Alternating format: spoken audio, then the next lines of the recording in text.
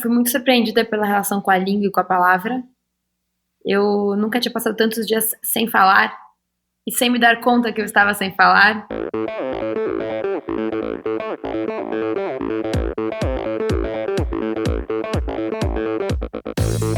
Olá pessoal, aqui é o Nalberto do Vôlei. Olá, aqui é o Paulo Kakinov. Oi pessoal, aqui é a Gabriela Mansur. Oi pessoal, aqui é Bettina Norscheiter. Oi, aqui é a Pamela Oliveira. Olá, aqui é o Guilherme Tâmega e esse é o Endorfina Podcast. Sou Michel Bogli e aqui no Endorfina Podcast você conhece as histórias e opiniões de triatletas, corredores, nadadores e ciclistas, profissionais e amadores. Descubra quem são e o que pensam os seres humanos que vivem o esporte e são movidos à endorfina.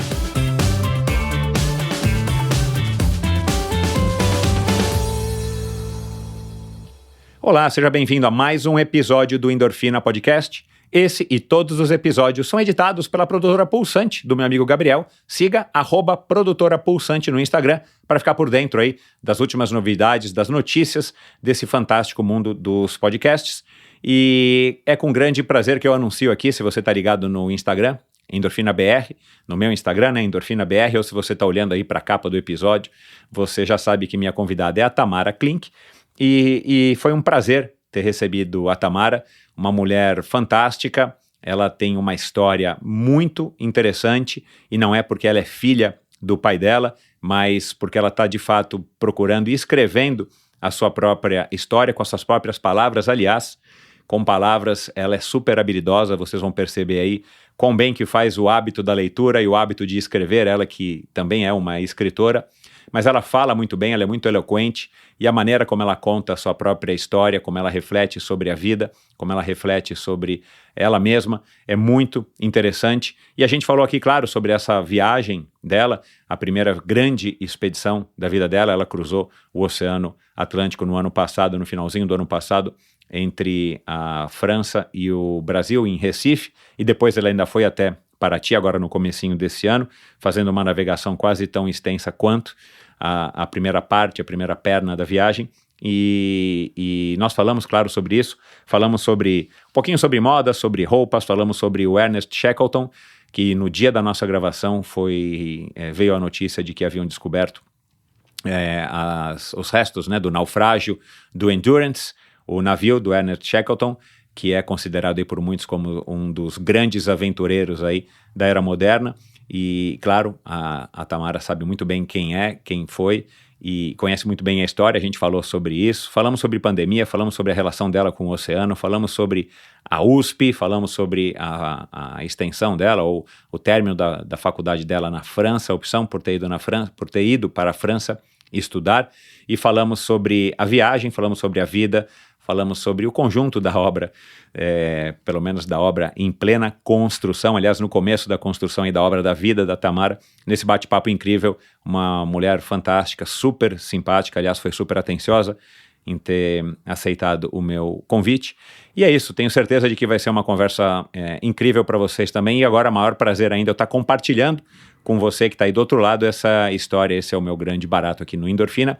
Mas antes da gente partir para a conversa com a Tamara, eu quero agradecer a todo mundo que está ouvindo, seguindo, que está assinando o Endorfina Podcast no seu agregador favorito. Isso ajuda muito. Então, se você ainda não assina, vai lá agora nesse agregador e clica lá em assinar ou seguir, e você automaticamente vai estar também me ajudando, e ajudando principalmente outras pessoas a estarem descobrindo o universo aqui do Endorfina Podcast, com convidados fantásticos como a Tamara, por exemplo. E muito obrigado a todos vocês que têm apoiado financeiramente esse projeto. Sua ajuda, por menor que ela possa parecer para mim, ela tem um valor gigantesco. Então, muito obrigado a todos vocês. E não se esqueçam de que é no endorfinabr.com que você vai acessar todos os episódios, você vai navegar por todos os arquivos do Endorfina Podcast, por todos os episódios até hoje. Você encontra links para vários assuntos, para as redes sociais de cada um dos episódios, de cada um dos convidados. Lá também você tem link para o meu canal no YouTube, onde você vai poder assistir essa conversa. Você tem também um link para o meu Instagram. Se você ainda não segue, vai lá e siga. É a maneira mais legal de você interagir comigo e de você conhecer um pouquinho mais a respeito de cada um dos convidados através das imagens que eles gentilmente me cedem. E lá também você pode assinar a newsletter semanal do Endorfina, chamada Sua Dose Extra de Inspiração, onde eu compartilho toda sexta-feira um e-mailzinho curto, com ideias, reflexões, com sugestões, com assuntos que eu acho que são relevantes para o seu final de semana. E claro, lá também você consegue clicar no botão Apoia-se e, através da plataforma Apoia-se, apoiar financeiramente esse projeto. Então, vamos lá para mais uma conversa, e mais uma conversa fantástica, mais uma conversa incrível do Endorfina com essa velejadora e escritora de mão cheia. Afinal de contas, quem é que não gosta de uma boa história, né, Tamara? Minha convidada de hoje nasceu e cresceu em São Paulo. Porém, muito antes de nascer, a vida do seu pai já dava claros sinais do que estava por vir. E foi graças ao espírito também aventureiro da sua mãe que ela e suas 2 irmãs viveram emoções raríssimas para alguém tão jovem. Após algumas viagens ao continente antártico, em 2010, ela e suas irmãs publicaram o livro Férias na Antártica, que foi adotado no currículo de diversas escolas e as levou a fazer palestras para relatar suas histórias e experiências a milhares de jovens estudantes. Incentivada desde criança a ser curiosa e ler bastante, ela adotou o hábito de escrever diários de viagem, que com o passar dos anos se tornaram diários da sua vida. Iniciou o curso de arquitetura na USP e, através de um intercâmbio, concluiu seus estudos na Escola Superior de Arquitetura de Nantes, na França, com uma especialização em arquitetura naval. Essa base, aliada ao seu histórico familiar, a motivou a buscar o seu próprio caminho através dos oceanos. Com uma ideia na cabeça e um projeto de embarcação sob o braço, ela tentou viabilizar a sua primeira aventura autoral, velejar da Europa ao Brasil. Após algumas tentativas de viabilizá-la, percebeu que as coisas não aconteceriam como havia planejado. Nesse meio tempo, num total acaso, ela decide improvisar e partir em busca de uma alternativa. Um convite inusitado, que a princípio soava como estranho, a fez chegar na Noruega, onde Henrique, um ser humano super generoso, daqueles que somente os privilegiados têm a chance de conhecer, se dispôs a ajudá-la a concretizar seu plano. Alguns meses depois, muito empenho, estudo e dedicação, ela e sua recém-batizada Sardinha partem para uma viagem de 1000 milhas náuticas através do Mar do Norte, entre a Noruega e a França. O sucesso dessa empreitada serviu de lastro para que ela retornasse ao Brasil numa outra aventura, desta vez cruzando o mesmo Oceano Atlântico que algumas décadas antes tornara o seu pai um velejador que entraria para a história. Conosco aqui hoje, a fotógrafa, velejadora, modelo, influenciadora, escritora e principalmente a observadora e pensadora sobre a sua própria existência, Tamara Wolf Bandeira Klink. Oi, Tamara, como é que vai? Tudo bem? Olá, Michel, tudo certo? Um prazer estar aqui hoje. Legal, o prazer é meu. Obrigado por ter aceitado o convite. Como eu estava te dizendo aqui agora, antes de começar, eu espero que você curta essa conversa, porque a pauta que eu preparei, eu estou consumindo Tamara já faz acho que 4 ou 5 dias. Comprei o livro, que eu vou presentear a Michele, que também adora arriscar umas poesias. Enfim, bastante informação recebi sobre você, mas eu percebo, como quase sempre com os convidados mais notórios, né, mais famosos como você, que pelo menos o que a gente tem acesso, o público em geral, e eu me incluo aí, são coisas mais repetitivas, né? Então eu quero abordar alguns assuntos, talvez, que você já tenha abordado em outras conversas, mas eu quero abordar de uma maneira diferente para matar não só a minha curiosidade, mas a curiosidade dos ouvintes e, claro, para te manter acordada nessa nossa conversa. E eu achei, vamos começar já de uma maneira que né, eu sei que você morou na França, eu tô achando que você deve voltar para lá. Aliás, eu vi um vídeo teu, acho que no teu Instagram, você fala super bem francês e tudo mais, né? Eu achei que eu fosse te ver aqui, como eu já vi em alguns, ou fotos ou vídeos no teu Instagram, você de marinière, né? Com o azul com as listrinhas, né? E como agora recentemente, eu acho que recentemente você também arriscou umas fotos como modelo e tudo mais, isso me remetiu a Coco Chanel, ao Jean Paul Gaultier. E você ainda morou na França, quer dizer, eu queria saber então, qual é a tua relação com o marinière, se você tem fotos de álbum de infância no colo da sua mãe, do seu pai ou da sua avó Ana, com roupinhas de marinière, você e tua irmã, né, que normalmente as mães gostam de vestir os gêmeos iguais, e se você tem muitos marinières no seu guarda-roupas. Com certeza tenho, eu tô sendo obrigada a deixar elas nos armários, nas gavetas, porque parece que em vídeo dá um efeito visual quando você coloca listra. Então sim, é verdade. Eu tive que trocar de guarda-roupa. Exato, tive que trocar de guarda-roupa nesse momento de fazer conversas, entrevistas. É engraçado como eu tive que acostumar mesmo a ter, talvez, outro figurino agora em terra, quando eu cheguei. Tinha a impressão de não ter mais roupa que servisse para terra, porque todas as minhas roupas já tinham sido... meu guarda-roupa já era um guarda-roupa de barco, já fazia muito tempo que eu estava em deslocamento e eu escolhia as roupas em função da perspirabilidade dos tecidos. No teu guarda-roupa só tem Musto, Helly Hansen, no que mais? Tem várias marcas de impermeáveis, mas também, enfim, as roupas elas têm um ciclo, né? Quando a gente está no barco e tem poucos recursos, elas têm um ciclo de vida de muitas etapas. Primeiro elas servem para vestir, depois elas servem de fronha, depois elas servem para limpar óleo do motor, depois do óleo do motor já não servem para grande coisa. E eu acostumei a não ligar mais, né, para manchas de óleo, de protetor solar, de sujeira assim, em geral. E agora é estranho assim, estar na terra e ter que me preocupar com as dobras e os vincos que as roupas fazem enquanto estão na mala e saem da mala e tem que servir ao nosso corpo. Então, a minha relação com a moda e com roupa está sendo bastante enriquecida de algum jeito, né? Aquilo é como aprender a usar palavras, né? Tem palavras que a gente usa num contexto que não servem para outro, e a gente tem que ir aumentando o nosso guarda-roupa de palavras quando a gente se desloca por muitos lugares e por muitos meios e contextos para poder se comunicar da melhor forma possível. Acho que a roupa, ela nos serve, ela nos protege, mas ela também comunica. Então, eu estou nesse momento de aprender a me comunicar com ela. Nesses anos todos aqui à frente do Endorfina Podcast, eu tive o prazer e continuo tendo de conhecer diversas pessoas com histórias inspiradoras que realizaram feitos incríveis e que estão tentando, à sua maneira, impactar e mudar e fazer a diferença no mundo em que vivemos.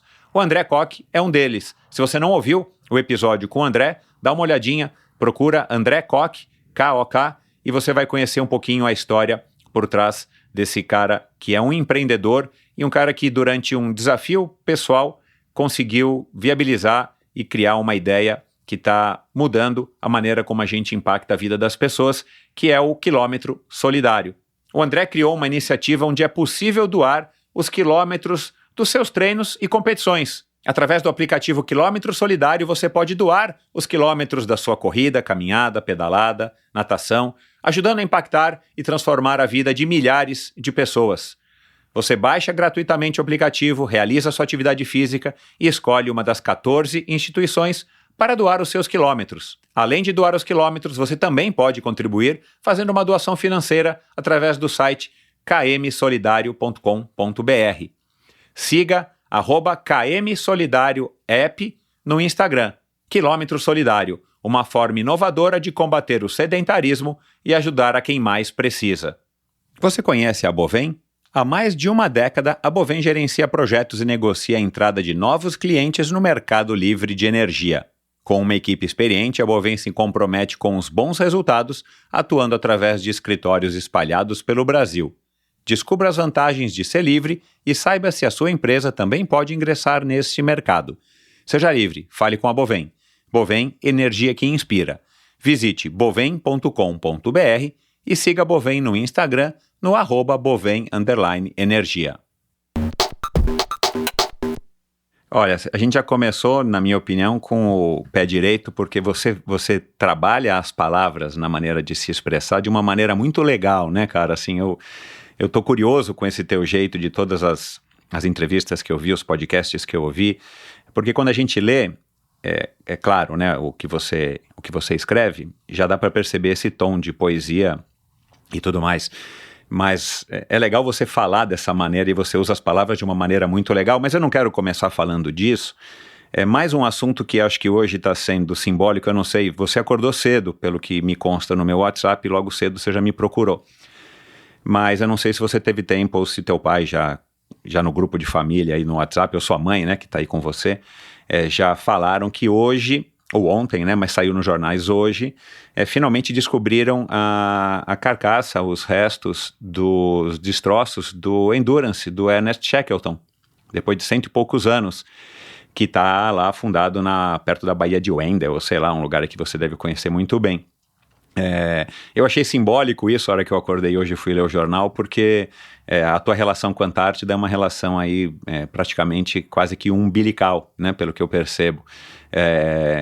O teu pai já comemorou isso, a tua mãe já rolou no grupo de WhatsApp da família essa data, vai ser feriado, como é que é? Ou você ouvia as histórias do Ernest Shackleton através do seu pai ou da sua mãe quando você ainda era pequenininha? O Shackleton foi o personagem que esteve muito presente, né, nas nossas conversas durante o nosso crescimento. Ele foi um navegador que tentou atravessar a Antártica a pé junto com uma tripulação de uns 24 homens. Infelizmente, eles não conseguiram começar essa viagem porque o navio naufragou na Baía de Weddell, e essa viagem que começou como um fracasso se tornou uma maior mito, a maior lenda de resistência humana e o maior exemplo de audácia e coragem e planejamento do qual a gente tem registro nesse continente que é muito ingrato com os humanos. E ele consegue, depois de diversas tentativas e nas condições mais improváveis possíveis, em chegar na Geórgia do Sul, num pequeno bote com alguns membros da tripulação, e mais tarde consegue resgatá-los justamente no período difícil que era da Primeira Guerra Mundial.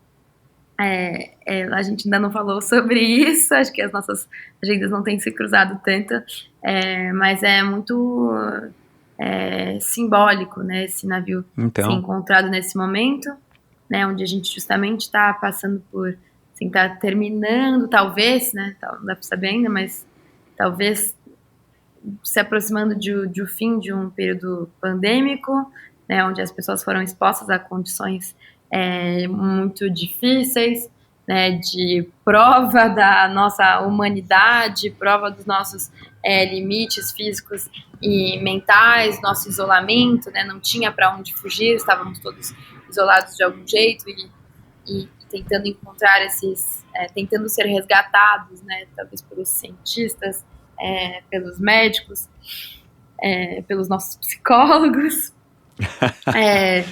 E agora entrando no momento onde a gente começa a discutir, né, o sentido da guerra e a possibilidade de paz, né, com dois países, enfim, que eram para ser irmãos, e essa relação difícil entre os dois países acaba afetando o mundo inteiro de muitas formas.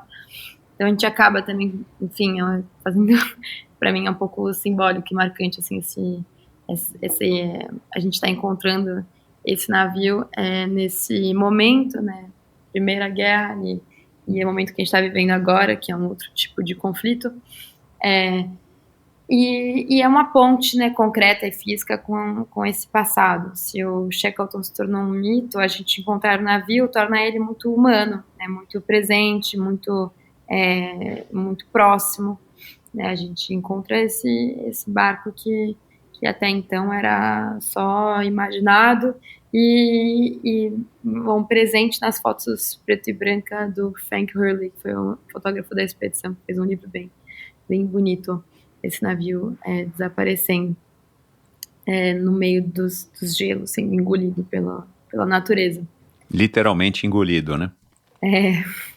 Então estou muito tocada, assim, com essa descoberta, essa notícia, e muito impressionada, sobretudo, com a relevância que isso está tendo na grande mídia para pessoas que não estão ligadas à Antártica, que não conhecem a história do Shackleton. Isso para mim está sendo a parte mais impressionante da história toda, né?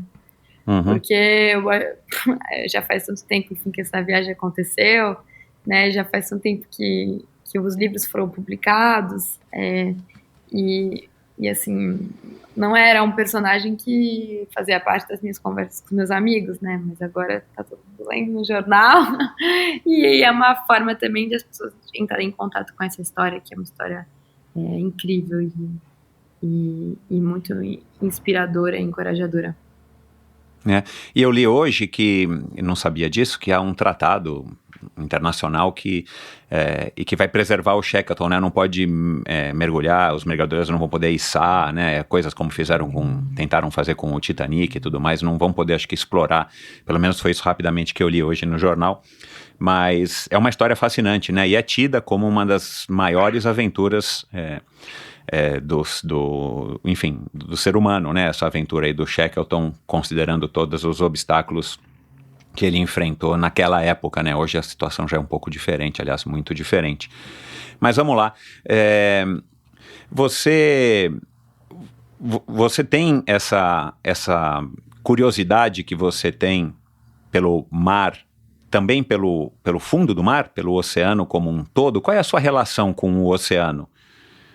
Tipo, mergulhar, pegar um submarino e ir lá fazer alguma expedição subaquática para descobrir né, eu estava lendo um pouquinho aí a respeito de novo dessa coisa do Shackleton, né? Já não é a primeira expedição que tenta achar o Shackleton. Você tem esse interesse também pelo fundo do mar, pelo que tem dentro do oceano, óbvio, né? A vida marinha, mas eu digo assim, por essa história de mergulhar e tudo mais, ou a tua vida mesmo é na superfície, vagando aí com as ondas e o vento? Eu sinto que no momento a gente tem a impressão que a Terra inteira está explorada. Até nessa última viagem que eu fiz, eu tinha essa espécie de aflição de olhar na carta ilhas pequenas no meio do oceano e ter a impressão de que seriam ilhas remotas, ilhas isoladas, e ao chegar nelas eu encontraria os mesmos kiwis da Nova Zelândia que eu encontrei em Lisboa. Eu veria lojas da Apple onde eu poderia trocar meu carregador, eu encontraria placas de indicação turística com as quilometragens para fazer trilhas no alto e na borda dos vulcões. Eu encontraria também corredores com seus fones Bluetooth, correndo e medindo seus passos e contando as suas calorias nas bordas d'água. E eu tinha a impressão que não existia mais nada a ser descoberto, nada a ser encontrado.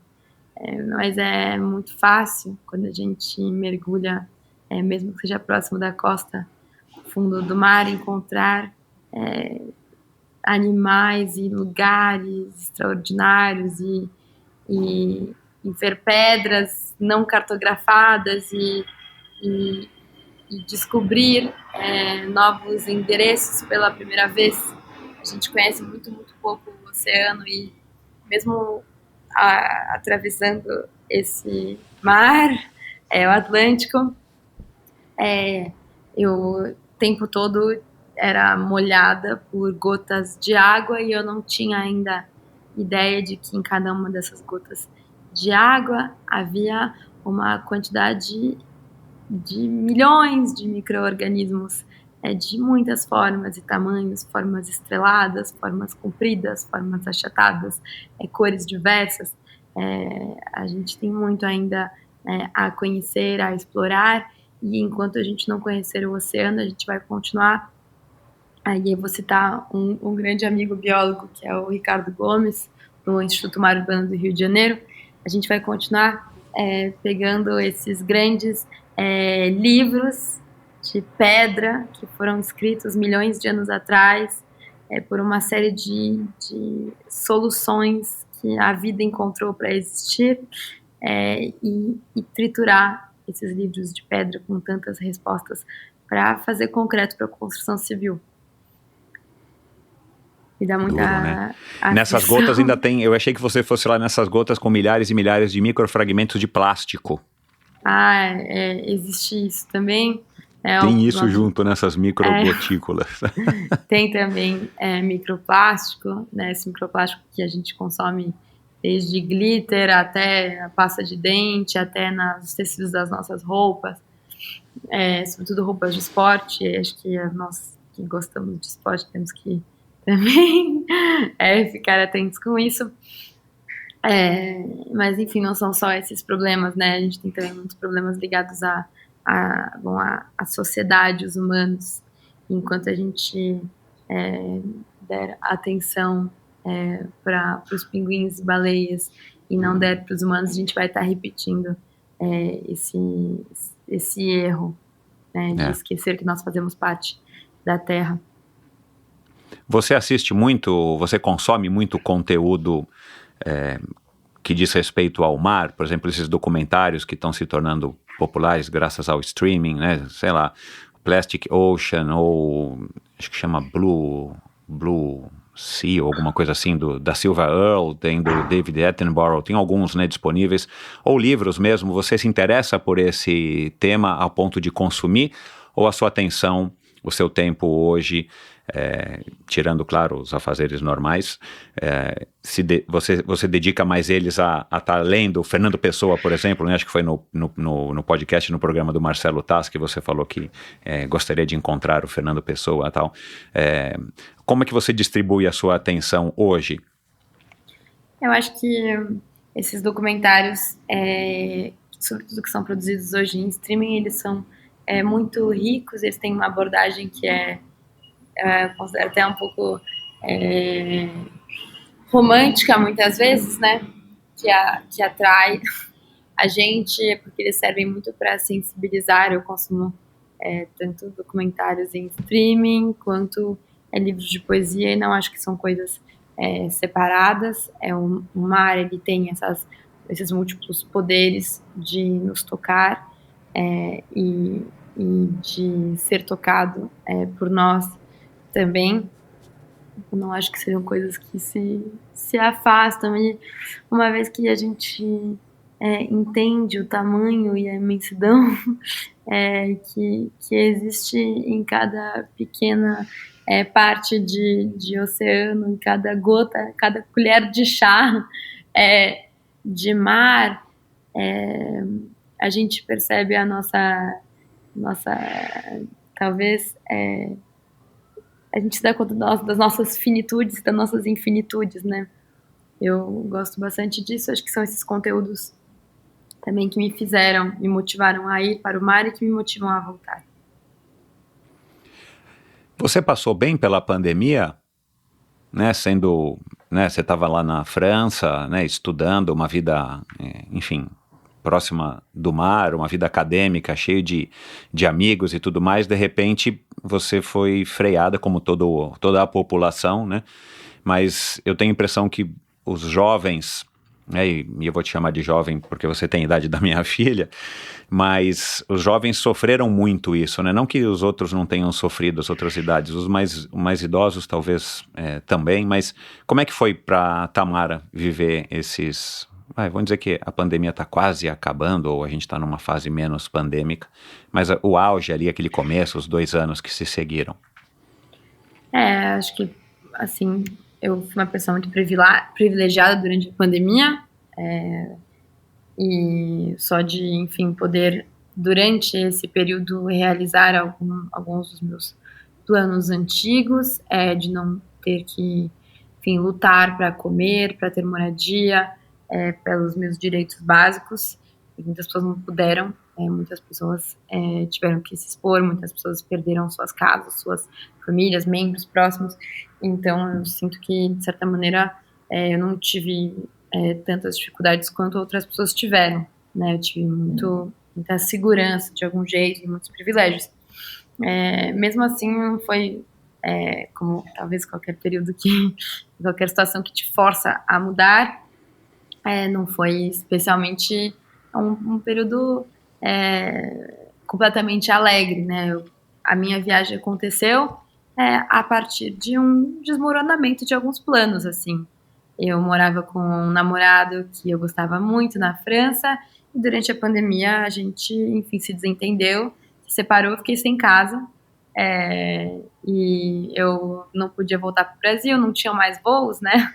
Foi muito complicado, eles eram cancelados em sequência, eu fiquei na França um pouco só, dormindo em casas de amigos, a gente não, né, enfim, existiam normas que proibiam a gente de sair na rua entre as 18 e as 6 da manhã, era complicado para se encontrar, era complicado para fazer uma série de coisas, meu estágio foi cancelado, e aí eu considerei que talvez, lembrei de um convite de um seguidor do YouTube, que tinha me proposto de ir para a Noruega, ele tinha lá um barco que ele nunca usava, falou, vem aí usar meu barco se você quiser, aquele convite que pareceu um tanto estranho e suspeito no começo, começou a ficar muito mais interessante, eu vou para a Noruega por conhecidos e conhecidos desse cara, o Henrique, e ao chegar lá ele fala, Tamara, eu desisti, não vou mais te emprestar meu barco, ao invés de te emprestar meu barco, eu vou te ajudar a comprar o seu. E é um pouco assim que eu vivo esse fim da primeira onda de pandemia, ainda atrás de um barco. Eles estavam relativamente baratos, porque ninguém estava muito podendo saber se ia viajar, não ia, como é que ia ser o futuro. E eu começo assim a viagem com um barco velho, com recursos poucos, que eu não tinha dinheiro, né? Então eu compro esse barco a um preço muito, muito baixo, o antigo dono ele faz um preço especial, o Henrique me ajuda a preparar esse barco, eu faço quase tudo com as minhas mãos, mesmo sem saber, vendo o YouTube, e assim começa essa viagem que enfim, terminaria em novembro do ano passado, em Paraty. Eu não podia imaginar que essa mudança de planos que foi muito sofrida, né? Terminar um relacionamento e ficar sem casa é um pouco assustador, num país tão longe do país onde estão seus pais, seus amigos. Foi, assim, um empurrão, né? Eu acho que tantas estabilidades tinham desaparecido que eu entendi que era um momento propício para eu tomar riscos, já que eu tinha menos a perder. E foi um pouco assim, voltar para a faculdade, logo depois de fazer essa primeira viagem da Noruega até a França, foi desesperador, né? Eu, enfim, tinha descoberto que eu era capaz de muito mais do que eu imaginava, e de repente tinha que voltar, fazer aulas em casa, isolada, sem ver ninguém, e fazer trabalhos, e tive uma relação ruim com professores que diziam que não entendiam o meu francês, que meu projeto não fazia projeto, que não me instruíam, que deixavam um pouco ao léu, e eu fui me perdendo, reprovei o TCC, foi desesperador. Aí tive que fazer de novo, e isso enquanto eu preparava esse barco que parecia nunca estar pronto. Cara, que turbilhão, hein? Mas não aparece isso no livro, nem nas entrevistas, geralmente só aparecem as frases motivacionais. A vida como ela é agora, nesse momento aqui no Endorfina. Agora, Tamara, você, de alguma maneira, eu devo ter lido isso também, ou ouvido em algum lugar, você metaforicamente usou essa viagem para voltar para casa, não é? Em todos os sentidos. Sim, voltar e descobrir que eu jamais voltaria, né? Que aquela que partiu não existiria mais. Exato.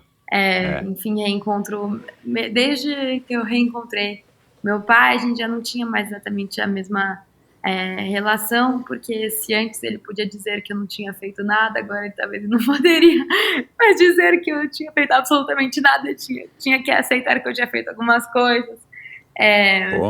Minha mãe também, e eu, enfim, nós estamos aprendendo a conviver ou conversar de outro jeito, porque faz parte do crescimento a gente começar a gente assumir a responsabilidade pelas nossas escolhas, a gente ter a nossa liberdade, ter a nossa autonomia, e os pais deixam de ser a nosso principal apoio, né? Exato. E a gente começa a ter, enfim, fazendo nossos caminhos sem contar com eles, e quando eu converso com a minha mãe é menos porque ela é minha mãe do que porque eu gostaria de saber o que ela pensa, né? Legal. As relações, elas vão passando por fases e vão evoluindo, né? Não necessariamente para frente em algumas delas, mas eu converso um pouco disso com a minha filha e às vezes eu digo para ela assim, crescer dói, né? E eu também me perdoe porque eu também nunca fui um pai de uma mulher de 22 anos, no caso da minha, né? Os seus pais nunca foram pais de uma mulher de 24, 25 anos, né? Que você já está fazendo agora. Enfim, mas eu entendi isso mesmo, que isso foi uma volta para casa simbólica, metafórica. E você já parou para pensar que se não tivesse acontecido tudo o que aconteceu, né, mas principalmente o rompimento dessa tua relação, talvez você não teria tomado essa atitude agora, né? Talvez você estaria agora tranquilamente lá em Nantes, na França, ou sei lá para onde você teria ido e de repente essa viagem teria ficado mais para frente ou eventualmente nunca teria acontecido da maneira como aconteceu. Como é que você avalia isso? Assim, como é que você enxerga isso agora que já se passaram alguns meses da sua chegada? Tem uma frase, assim, sou muito grata a uma professora desses 7 anos estudando arquitetura. Eu acho que uma das coisas que eu mais levarei para minha vida é uma frase de uma professora de um curso que eu fiz de design, que dizia que a nossa missão como arquiteto era transformar inconvenientes em vantagens.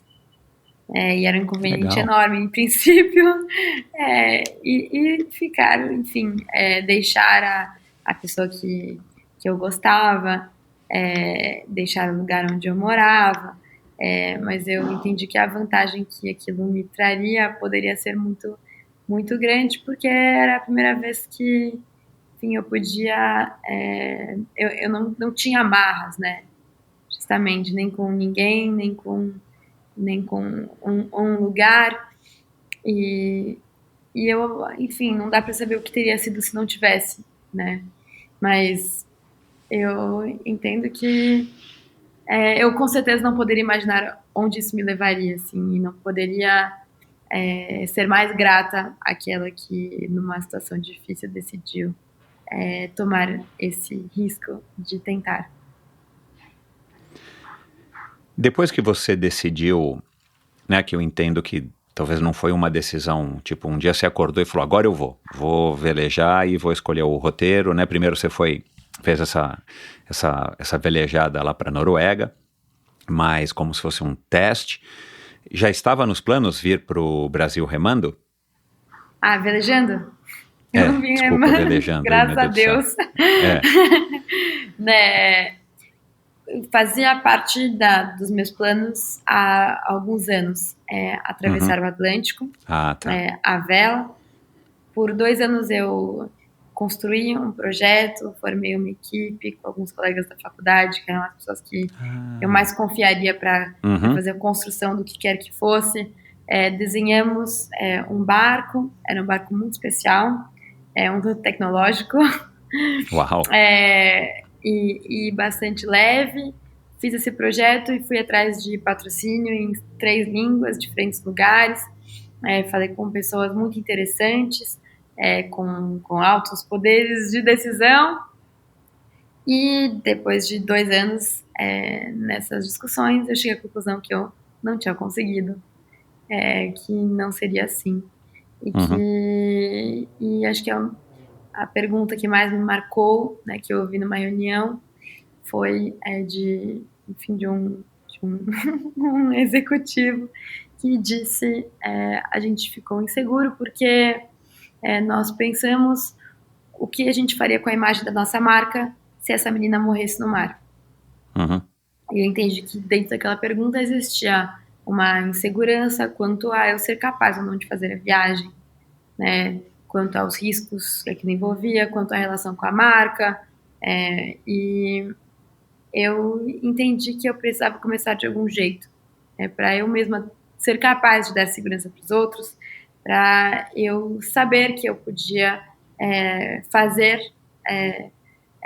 uma viagem sem precisar dessa aprovação, que não era um recurso, não era um patrocínio que determinaria se eu faria a viagem ou não. A gente sabe que viagens de barco são coisas caras, né, porque é um esporte mecânico, não envolve apenas a nossa vontade ou o corpo com o qual a gente nasce. Envolve equipamentos, muitas vezes caros, tem altos riscos envolvidos, porque é difícil ter resgate, seguros, papéis, a gente está cruzando fronteiras. Então, Eu queria saber o que dava para eu fazer. E aí eu comecei a ir atrás de oportunidades de ter essa primeira experiência em solitário. E eu não pude imaginar que seria com esse barco que eu atravessaria o oceano, mas ao sair da Noruega, passar por uma série de pepinos e conseguir resolvê-los um a um aos pouquinhos e chegar na França e conseguir reembolsar o Henrique pelo barco, eu entendi que eu tinha já o melhor barco do mundo para fazer a viagem. Não seria um barco tecnológico, não seria um barco com foils ou de fibra de carbono super leve nem super rápido. Não seria o melhor barco do mundo, mas que qualquer pessoa poderia ter, mas era o melhor barco do mundo que eu poderia ter, que era o barco que eu conhecia. Exato. E eu sabia onde estavam os grandes problemas dele, sabia quais eram as limitações dele, sabia quais eram as minhas limitações dentro desse barco. Então era o que eu podia ter, era o melhor que eu poderia ter tido. Foi assim que eu comecei. Enfim, saí da França e vim pra cá. E por que você optou em viajar sozinha? Por exemplo, por que a Laura não foi com você? Nem passou pela minha cabeça deixar de lado a oportunidade de navegar sozinha. Era o que eu queria há muito tempo, porque eu sinto, sobretudo sendo mulher e tendo navegado com muitos homens, que eu precisava descobrir o que eu era capaz de fazer ou não. Eu, enfim, cresci com um pai navegador solitário. Então, no barco dele, ele fazia tudo, né? Porque ele, enfim, projetou e preparou o barco para isso e porque ele era a melhor pessoa para fazer aquilo. Mas senti que eu não teria a minha vez, enquanto eu navegasse com um navegador solitário que fazia tudo. E num momento de maior dificuldade, quando a gente mais aprende, não seria eu a pessoa a responder, enfim, a assumir a resolução do problema. Seria a melhor pessoa mais capaz, com certeza não era não era eu. Enfim, mesmo navegando com esse ex-namorado, era sempre ele que ia na proa do barco quando dava um problema, quando a vela enrolava, quando o piloto parava de funcionar, quando as ondas estavam mais maiores. E vocês velejavam, desculpa de interromper, mas vocês velejavam, tipo, sei lá, faziam travessias, viajavam longas distâncias ou muitos dias? Ou era, sei lá, um velejo mais normal? Vamos sair hoje, a gente volta daqui a pouco. A gente velejava em barcos pequenos, lá na Bretanha, e a gente, enquanto estava de férias, tinha um período de férias aí em fevereiro, e eu falei, vamos levar... O pai dele tinha um barco, eu falei, vamos levar esse barco para os Açores. Ele gostou da ideia, só que na hora que a gente foi sair, eu não tinha muita consciência, mas fevereiro é o pior período que tem para você atravessar o Golfo da Biscaia, que é aquele golfo entre Portugal e a Espanha. O vento estava péssimo para ir para os Açores, mas tinha uma pequena janela de 2 dias entre uma tempestade e outra para ir para a Espanha, e nós começamos a descer. Foi uma navegação desesperadora, muito mar, muito mexido, vento muito forte, era tão forte que a gente tinha que deixar um mínimo de vela, isso deixava o barco completamente desestabilizado, mas a gente fez essa viagem, foi muito bacana, continuamos descendo, enfim, a costa ibérica até Porto, deixamos o barco indo no Porto, depois voltamos para buscar. Foi uma viagem que me deu muita segurança, porque saindo da França seria a primeira viagem que eu faria, seria o Golfo da Biscaia e descer até Lisboa. E muitas vezes eu ficava insegura, assim, em situações de perigo, né, pensando, nossa, ainda bem que eu tô com ele, se não fosse por ele, não sei como é que eu teria feito. Mas quando eu estava só, eu consegui resolver isso, sabe? Foi difícil, não foi cômodo, não foi confortável, mas deu, e a viagem que eu faria era com um barco muito menor, né? O meu barco era menorzinho do que o barco que eu tinha usado outras vezes. Aliás, meu barco é o menor barco oceânico onde eu já naveguei. E mais, em todo caso, 8 mais metros, lento. né? 7 metros e 90 e pouco, você falou. Cheguei a navegar em barcos de 6,5, mas eram barcos de corrida, eram muito mais seguros e muito mais rápidos, né? Não eram barcos de cruzeiro, mas o meu foi o menor barco de cruzeiro onde eu naveguei. E foi bom. Foi bom, tudo era... Se fosse um barco... Não escolhi, claro, que a viagem fosse acontecer num barco pequeno. Eu fiz um barco pequeno porque era o barco que eu podia comprar. Exato. Era o barco que eu consegui ter. Mas para mim foi ideal, porque eu senti que se o barco fosse um pouco maior, os esforços seriam maiores. Eu cometi muitos erros, né, de primeira viagem, o tempo todo, e como o barco era pequeno, com a força dos meus braços, das minhas pernas, ou com algumas soluções mecânicas não muito complexas, eu conseguia resolver esses pepinos. Então foi muito positivo depois. Mas, claro, é mais desconfortável, né? Sofre mais no mar. Eu imagino, né? Enfim, você fica muito mais à mercê do que se fosse um barco, sei lá, mais moderno, ou maior, mais pesado. Eu não entendo nada de navegação, adoro barcos e tal, mas eu não entendo nada. Quem te ensinou a velejar? Normalmente eu pergunto aqui para as pessoas quem que ensinou elas a andar de bicicleta, mas para você eu vou perguntar quem é que te ensinou a velejar.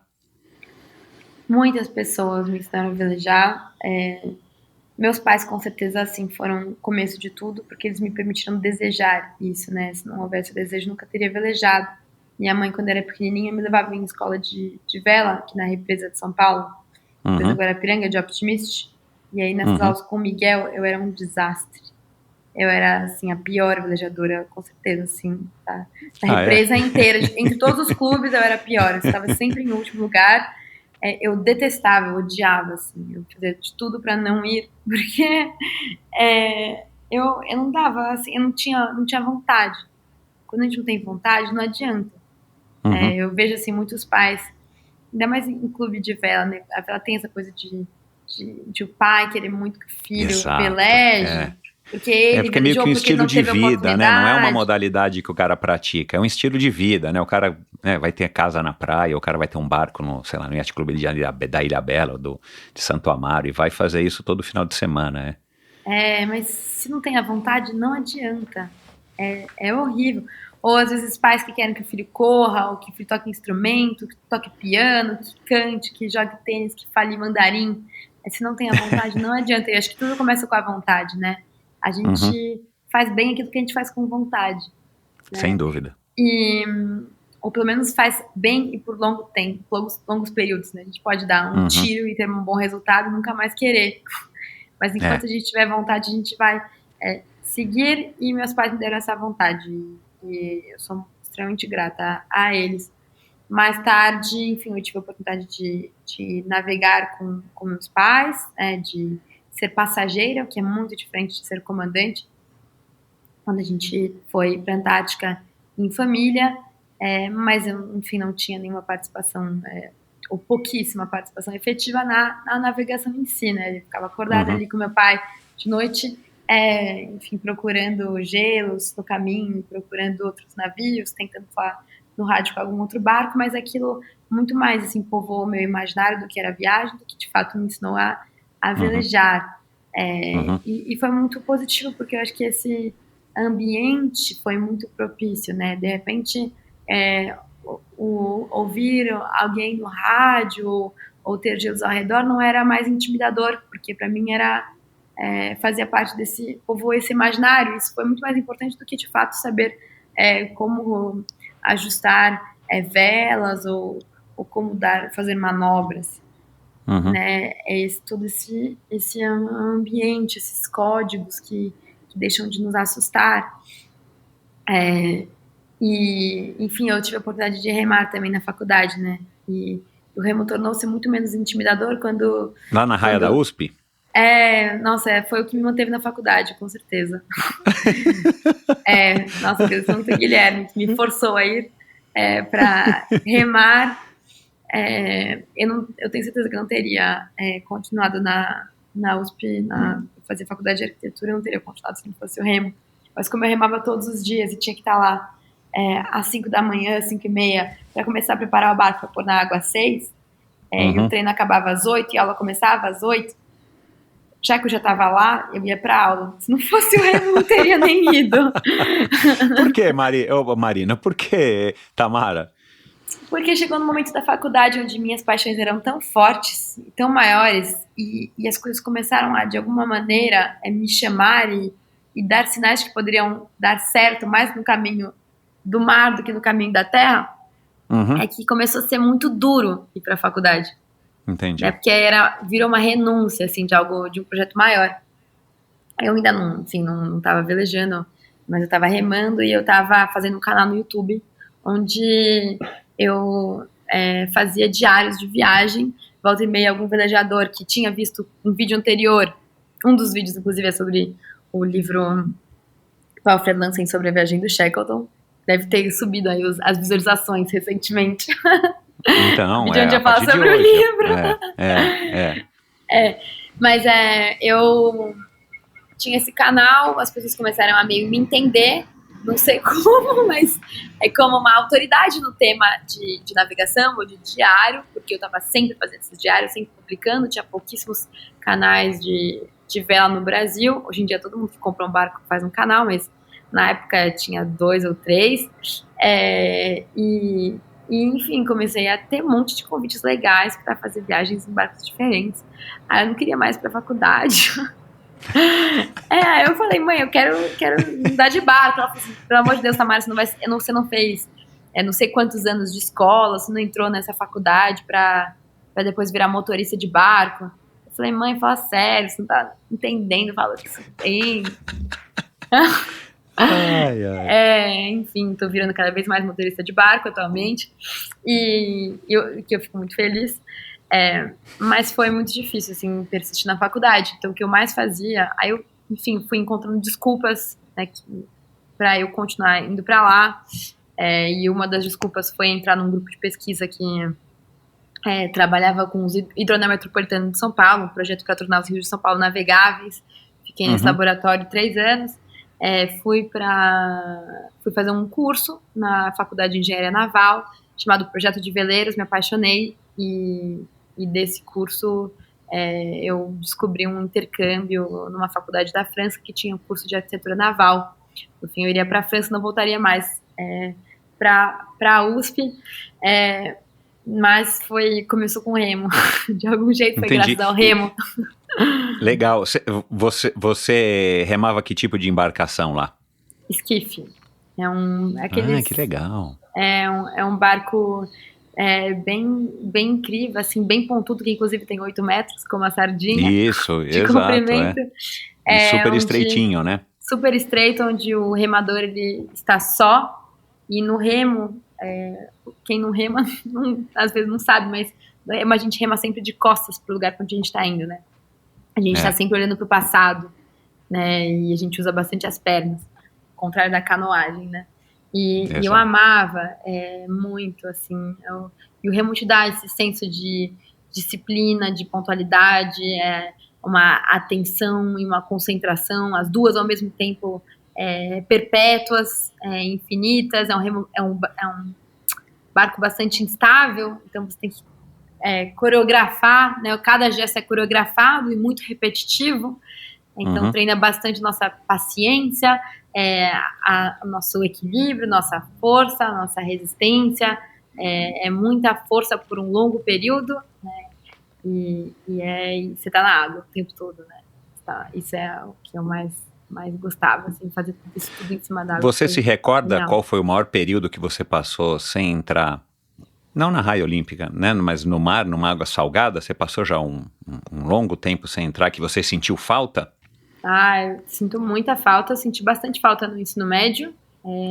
Estudei numa escola que enfim, prezava muito por resultados acadêmicos, assim, notas e passar em boas universidades. Foi uma escola incrível que me formou, enfim, sou muito grata por ter tido a chance de estudar lá. Qual escola, Tamara? Uma escola chamada Mobile. Você estudou na Mobile? A Michelle também? A Michelle também e a Nina. Que legal. Aqui do lado, tô do lado da Mobile aqui. Nossa, você foi aluna da Mobile, que legal, a gente podia ter feito esse podcast presencial, que acho que a gente tá perto um do outro. Não acredito. Eu achei que você estivesse na Granja. Eu vi alguma coisa da Granja Julieta, da Granja Viana, não sei, algum Nossa, quando era criancinha. Post. Nossa, então a gente tá do lado. Devia ter feito presencial. Aí eu teria com um microfone bom igual o teu e não esse microfone. Caramba, bom. Ressuscitado. Mas vamos lá. Por isso que quando eu ouço um avião aqui, eu ouço aí. Exatamente. É o mesmo avião. Caramba, meu. Bom, mas vamos lá. Que coincidência, cara, na Mobile. Sim. Você curtiu a Mobile? Meu, agora eu posso dizer que Sim. eu curti, mas na época eu tive, foi bastante difícil, assim. Era Você uma tinha escola... pesadelos com o Blyde também? Ai, encontrei ele recentemente num show. Ele saiu agora da Mobile. Sim, eu guardo Sabe boas que o Blyde lembranças. foi meu professor de auxiliar de física, né, eu acho, quando eu Tá estudava brincando? numa... eu sou bem mais velho que você, né, mas ele foi meu professor auxiliar, eu fui reencontrá-lo na Mobile, assim, do nada, eu não acreditei que eu vi o Blyde, até porque o nome, né, um nome super incomum, eu fui reencontrá-lo já faz a Michelle já saiu da escola já faz 4 anos, mas faz isso, eu fui reencontrá-lo e aí ele saiu da Mobile, eventualmente, a Michelle já não estudava mais lá. Mas que legal, a Michelle vai ficar contente, acho que ela não sabe que você estudou na Mobile. Legal. Eu fiz ensino médio lá, enfim, tive bons contatos com os professores, como o Blyde, a Glorinha, o Digão, a Tati. Foi um momento, assim, humanamente muito bom, academicamente muito duro. A Uma Mobile escola pega que mesmo, me meu. puxou muito, extremamente exigente, e eu que era bastante autocrítica, sofria muito, cheguei a ter, enfim, 0 em provas do Blyde, ficava arrasada, achando que minha vida tinha acabado, que eu não ia dar certo, que ia ser um fracasso. Conheço um pouco essa história. E aí eu acho que isso de alguma maneira foi me afastando, assim, talvez da minha essência, das minhas razões, e enfim, terminar, né, a escola e entrar na faculdade foi uma libertação de algum jeito, né, porque a partir dali eu estudaria aquilo que eu queria. E eu escolhi arquitetura pensando que seria uma caixa de ferramentas, né? Não pensando em ser arquiteto, mas pensando que a caixa de ferramentas do arquiteto era bastante vasta e eu queria fazer projetos, tiraria bom proveito de uma caixa de ferramentas que envolvia tanto matérias de exatas, quanto de humanas, quanto artísticas. Então, gostei. Legal. Mas enfim, aí você passou o quê? Passava um ano sem ir pro mar? Passava semanas, meses? Teve momentos em que eu passei anos, outros que eu passei meses. Uau. E teve um pouco... Eu achei que você fosse daquelas que viajasse pro litoral, sabe? Todo final de semana, ou quase todo final de semana, sei lá. Quando eu comecei a dirigir, né, e poder usar carro, né, minha família tinha carro e eu podia usar de vez em quando, eu comecei a ter essa liberdade de me levar para os lugares, né? Ou ia, enfim, de carona, ou de ônibus.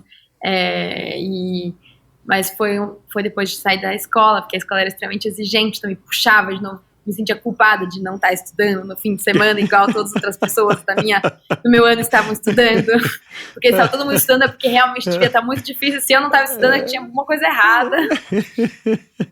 Ai, os dilemas, né, meu, do final da adolescência.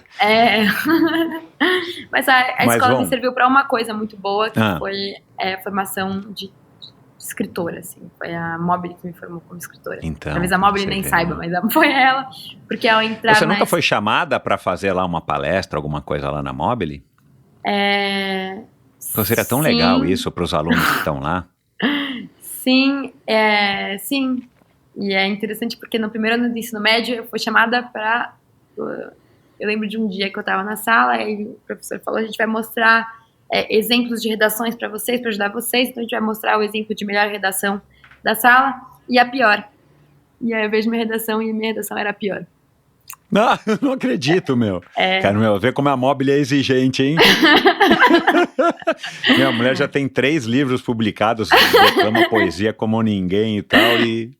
Era a pior vê, né? da turma, e aí ficou naquele constrangimento assim, e aí, enfim, depois que ela acabou, eles citaram alguns nomes, falaram, olha, vocês estão sendo convocados para fazer reforço de redação, mas fiquem tranquilos, ninguém aqui escreveu livro, ninguém aqui precisa ser bom.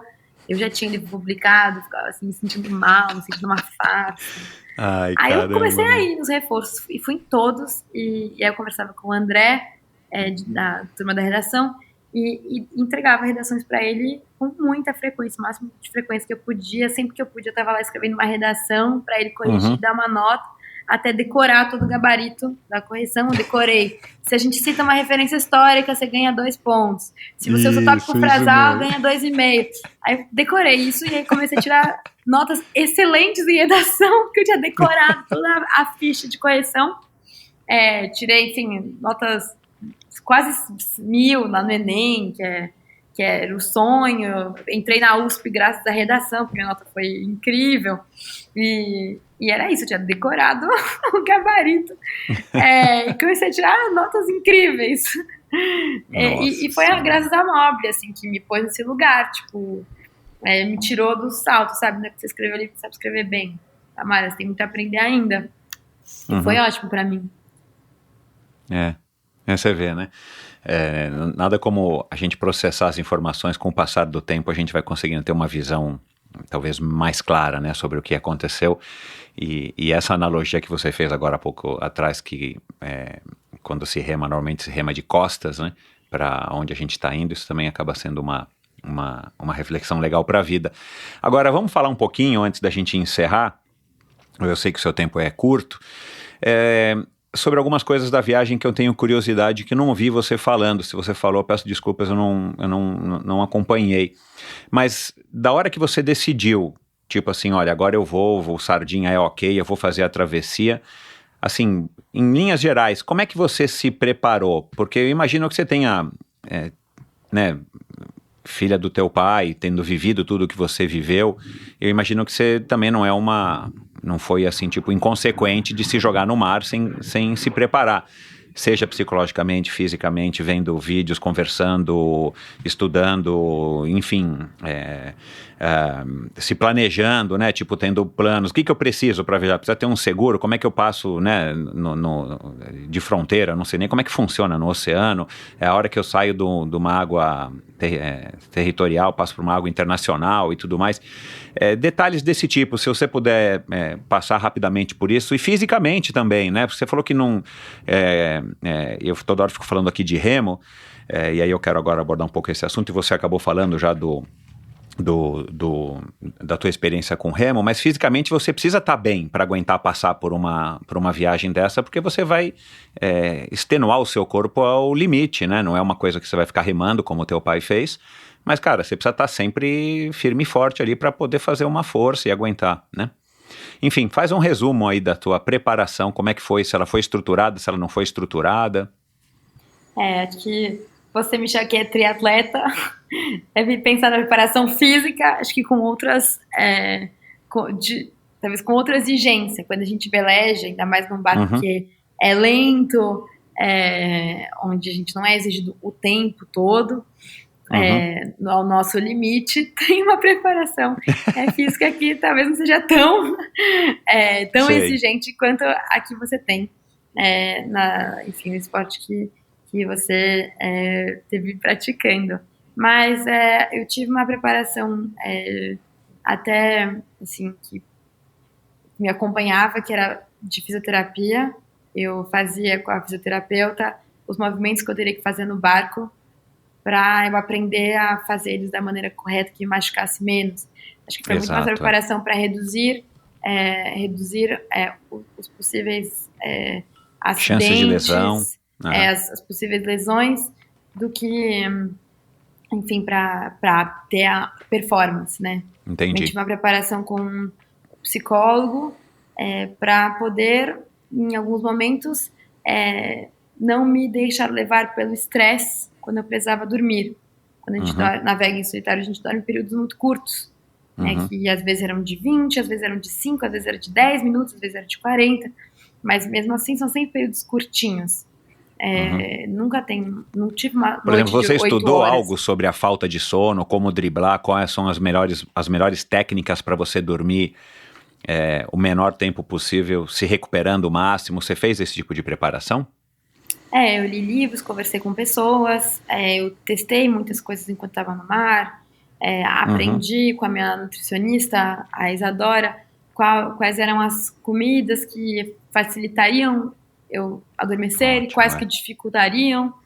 Não levei café no barco, chocolate só quando eu precisava enfim, ter boosts de energia, nunca antes de dormir, enfim, teve assim, várias coisas que eu fui aprendendo aos poucos, mas que o segredo todo, a chave da preparação era entender que eu correria muitos riscos, eu não poderia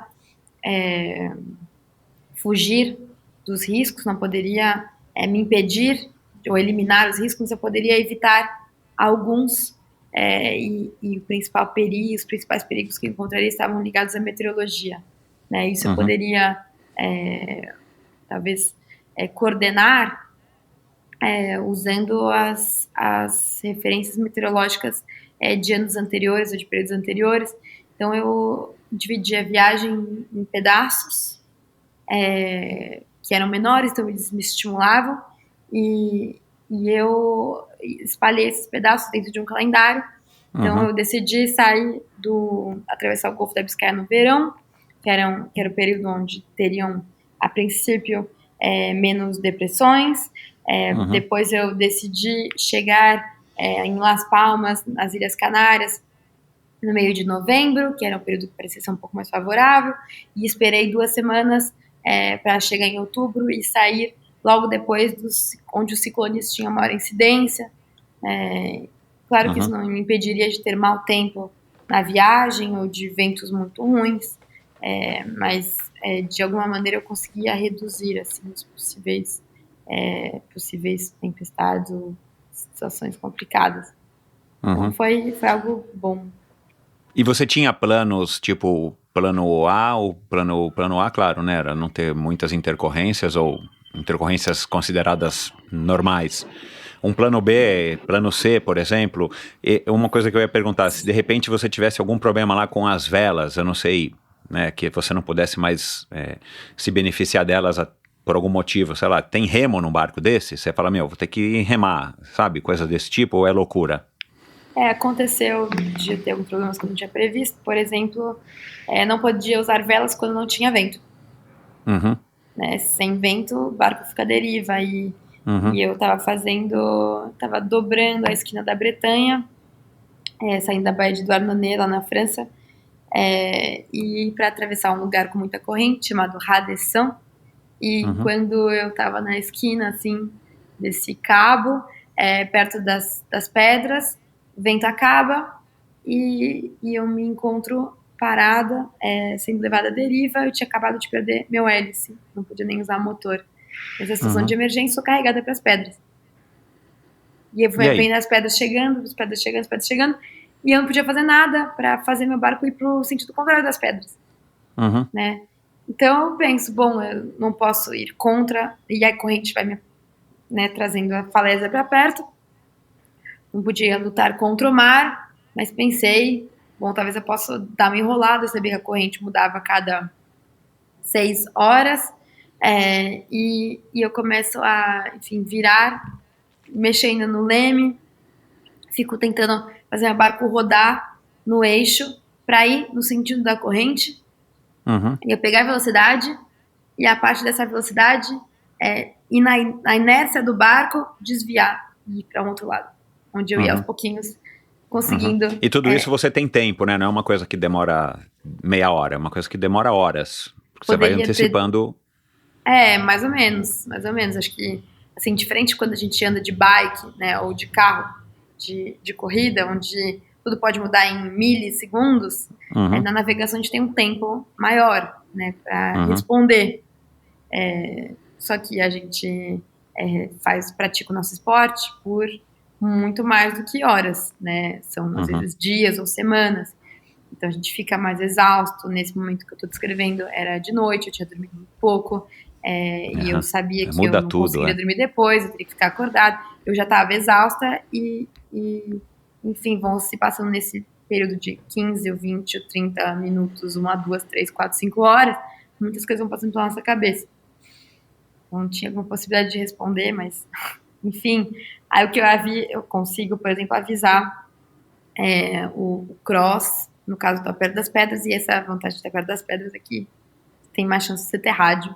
Tinha um sistema lá de rádio onde eu aviso, olha, eles me chamam, na verdade, pelo rádio, eles me veem de um farol e falam, a gente está vendo que tá indo no sentido que não era pra você estar indo. Que não era você tá indo pras pedras. Tá tudo bem? Eu falo assim, por enquanto está tudo bem no barco, mas eu, de fato, estou à deriva, sem ter como manobrar, sem ter como sair do lugar, estou sendo carregada, fiquem me olhando. E, enfim, Nessa e era calma? o que eu podia fazer. Nessa Isso tem que ter calma. Nessa calma. E às vezes rindo no meio. Assim, de fato, estou à deriva. Fiquem me monitorando, por favor, se vocês puderem, eu vou ficar bem grata. Vocês me ligarem daqui 2 horas pra ver se eu tô bem. E era isso aí. Você chegou a cair na água em alguma situação de vento forte, de onda, alguma vaga? Não cheguei a cair, eu tava sempre muito amarrada, mas cheguei a, enfim, ter uns escorregões. E cheguei a ter que pular no mar, por passar em cima de rede de pesca no Canal da Mancha. Pra desenroscar o barco? Sim. Você tive que descer com faca. Entendi. E você nada numa boa? Você tem essa relação também numa boa com o mar, de poder pular no meio do oceano? Não é desesperador. Você tem que entrar na água. Assim, é igual fazer xixi com roupa, essa sensação. Tipo, você tá num jantar e alguém fala assim, agora vai ter que fazer xixi na sua roupa. E você tem que. Você aprendeu a sua vida toda que você não devia fazer aquilo. Que não devia acontecer. Mas que você tivesse, às vezes você quisesse, ou às vezes pudesse acontecer, você aprende naturalmente, tipo, a se reter. E pra mim era isso, era o que eu não podia fazer, que tava sempre ali na iminência, eventualmente, de eu cair no mar, mas era o que eu não podia fazer, né? Porque eu cair no mar significava, assim, muito possivelmente o fim da viagem. Então eu aprendi a estar sempre amarrada, até a ponto de isso virar um reflexo. Enfim, tá sempre bem presa ao barco, porque se eu caísse, ninguém ia poder dar a volta, né? Pra me buscar.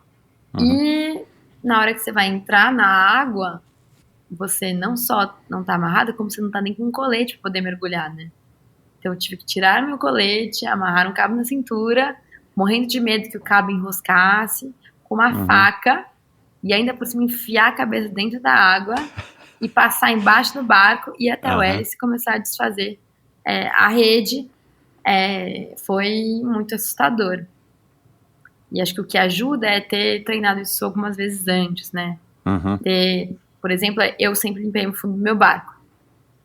Né? Que legal. Eu que limpava. No Brasil, muitas vezes a gente tem costume de mandar fazer. Né? Mas na viagem, enfim, eu nem tinha recurso para mandar outra pessoa fazer isso por mim. Meu barco é pequeno. Eu punha a roupa de mergulho e ia lá com a esponja da cozinha e limpava o fundo. E aí a gente se acostuma, quando a gente tem contato com a coisa, né, de fazer as manutenções do nosso objeto, que faz parte do nosso esporte, da nossa atividade, a gente, enfim, vai se acostumando a ele e a gente vai perdendo o medo. Então, na hora que eu tive que mergulhar no fundo do barco, eu estava acostumada já a passar embaixo. Não quer dizer que isso não foi a primeira vez, né? Você não vai deixar para fazer uma coisa a primeira vez, né? Uma coisa que você pode prever e treinar antes, né? Ou experimentar. Né? Então, assim, todas as oportunidades que eu tinha de eu mesma fazer as manutenções, eu fazia. Eu podia, assim, quando eu tive recursos para fazer a viagem, ainda assim, eu contratava um mecânico e pedia para eu fazer as coisas que ele estaria fazendo. Entendi. Então, legal. Tipo, estar com a melhor pessoa possível, mas ao mesmo tempo fazer com as minhas próprias mãos, porque no meio do mar ele não estaria comigo para fazer. Então eu ia lá, igual uma idiota, por favor, moço, você me explica como é que faz? Posso eu fazer? Mas você vai sujar suas mãos. Não tem problema, moço. Exato. Mas se eu não souber Isso é uma fazer, lição... você é idiota lá no meio do mar, eu prefiro ser idiota aqui contigo. Isso é uma lição bem aprendida dos teus pais, né? Você resolveu seus próprios problemas, né? Com certeza. Uma boa lição aprendida dos meus pais, também uma boa lição, enfim, aprendida pela justamente a ausência de recursos, né? Exato, se virar nos 30. Você chegou a, sei lá, se corresponder, não sei, né? Você carregando esse sobrenome famoso que você tem, você chegou, por exemplo, a ver vídeos, a ver palestras, eu não sei se são disponíveis, por exemplo, da Tori Murden, né, que foi a primeira mulher a atravessar o Atlântico remando em 1999, Ou da menina lá, aquela Laura, alguma coisa que é mais jovem, né? Ela tem um pouquinho mais, um pouquinho menos do que você que fez a Não, Vender ela deu Globe, volta né? ao Ao mundo redor com do mundo. 16 anos. Ela era muito mais Não, nova. sim, mas eu digo, ela tem a mesma idade que você, né? Mais ou menos hoje, eu acho. Não sei. Era um pouquinho mais velha, é. Eu cheguei a trocar e-mails com ela e, enfim, o documentário dela foi muito inspirador. Foi graças ao documentário dela que eu um dia fui até meu pai com um projeto de viagem e falei, pai, Ai, você que fazer legal. viagem, me empresta seu barco? E ele disse não. Não. E eu falei, Se meu vira, Deus, filha. eu acho que eu não vou poder me equiparar a Laura Decker, né? Deixa pra lá. Essas mulheres são referência pra você? Por exemplo, a Laura é uma referência pra você? Ah, claro, claramente. Assim, a Isabel Pimentel, ela é uma pessoa, ela é uma brasileira, a única brasileira até agora a ter dado uma volta ao mundo em solitário. É uma pessoa que eu acho pouquíssimo conhecida, assim, pra tudo que ela fez. Que inclusive me ajudou na viagem. Que top. E ela atravessou, até agora, de brasileira, infelizmente, tem nós duas. Ela foi a primeira a atravessar o Atlântico do Brasil, a primeira mulher, né, a ter feito isso. Então, ela, enfim, ela não só tinha experiência de ter feito a viagem, como experiência de saber o que é preparar uma viagem com poucos recursos, não ter patrocínio, enfim, ouvir não de um monte de gente, ser desaconselhada por um monte de gente, muito mais que eu. Querendo ou não, assim, quando a gente tem... esse é o machismo, né? Na nossa vida. Quando a gente é atleta, quando a gente é mulher e vai fazer alguma coisa, parece que a gente é muito mais respeitada quando tem um homem por trás, né? De algum jeito. Mesmo que ele seja no seu sobrenome, mesmo que seja você ser esposa de alguém, ou pai de alguém, ou mãe de alguém, parece que a gente precisa o fato de ser mulher já é difícil, a gente já é muito desqualificado só por isso, né? Mas parece que aquelas que têm algum homem ao redor, que não chegam completamente solitárias, elas são menos desqualificadas do que aquelas que chegam sozinhas, completamente, né? E por mais que meu pai não tivesse, enfim, me dado os recursos para fazer a viagem, não tivesse me acompanhando no dia a dia, enfim, de nem saber, na verdade, que eu ia fazer essa viagem, o fato de eu ser filha dele, de certa maneira, me deu mais, talvez, deu para outras pessoas mais segurança de que eu podia fazer a viagem do que se não tivesse ele. Se você tivesse se apresentado como Tamara ou Wolf Bandeira... Eu acho que eu acho que as pessoas teriam dado menos crédito, assim, no começo, sabe? Ter sido ainda mais duro o caminho. Porque por mais que meu pai não tivesse me ajudando, não tivesse me ajudando na viagem, assim, concretamente, me ajudou, claro, me inspirando, me permitindo ter experiências. Me te ajudou fazer a vida escola, inteira, né? Você é filha do teu pai. Tipo... uma grande inspiração e me dando várias funções importantes ao longo da minha vida toda. Exato. Mas as pessoas sempre achavam, talvez, ou intuíam que ele estaria por lá, sabe? Exato, claro. Então, é a primeira e aí, coisa, óbvio né? que no começo não ia dizer que não tava, e no começo ia dizer que meu pai tava me ajudando. Porque assim, se ele fala assim, não, meu pai não tá me ajudando, não, ele fala assim, tá, essa menina é louca. Se nem o pai tá ajudando, como é que eu vou ajudar? Eu tô, tô super, tá lá todo dia. Ele que procura isso. Mas a ajuda dele ele que vai pôr o barco na água na direção certa e ele que vai içar a qualquer vela. coisa eu chamo meu pai. Eu falava, pior que eu falava mesmo. Senão ninguém ia dar... iam pensar assim, nem o pai dela tá duro, né, dando Tamara, corda, dureza, quem dará, cara. Né? Então, depois, assim, sou extremamente grata a ele, porque se ele tivesse de fato, assim, estado lá no dia a dia, me dito o que era pra fazer, eu não teria construído os meus recursos necessários para lidar com os problemas quando ele não estava. Né? Então, meu pai foi incrível, assim, pra mim, minha mãe também. Quando que ser uma clink é ótimo e quando que ser uma clink é ruim?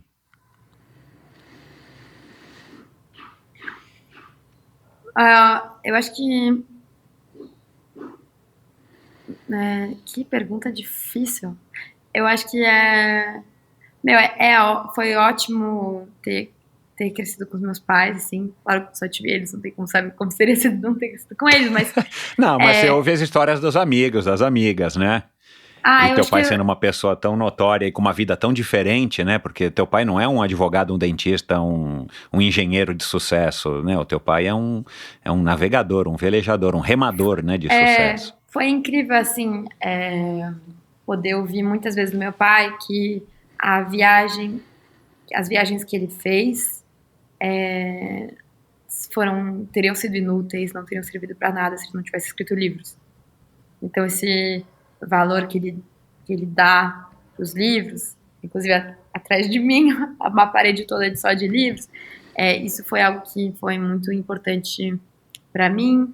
Também poder ouvir do meu pai, que já fez tantas coisas que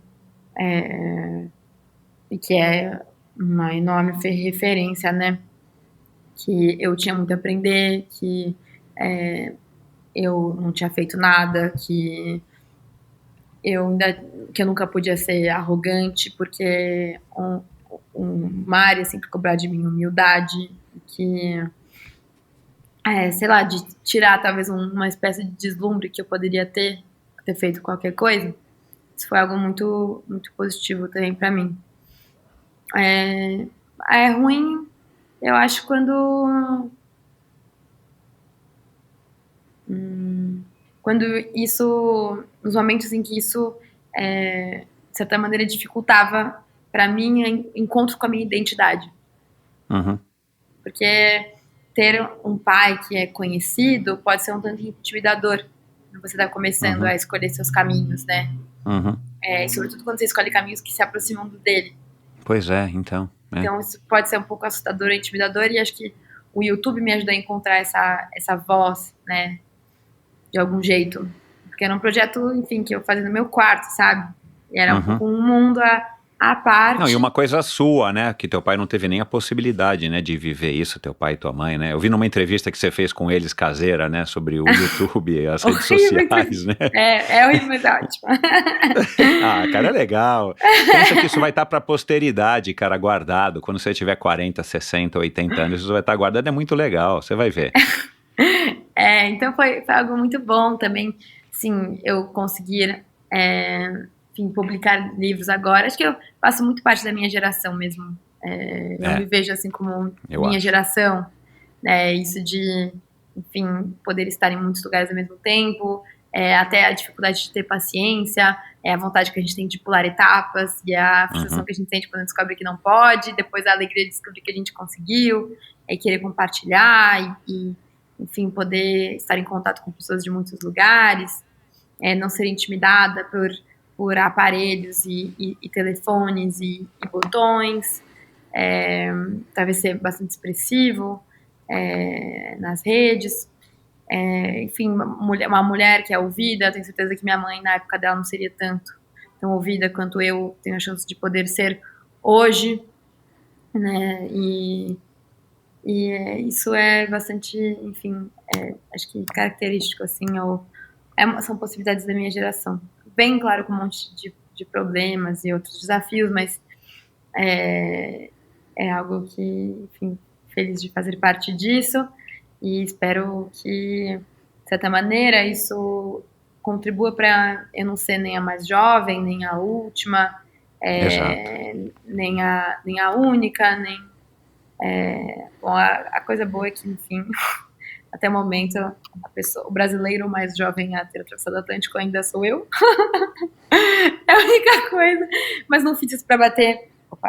Não fiz isso para bater nenhum recorde e nem para estar em nenhum pedestal. Acho que isso não é relevante, e a viagem não vai ter servido se não houverem outras travessias de outros jeitos.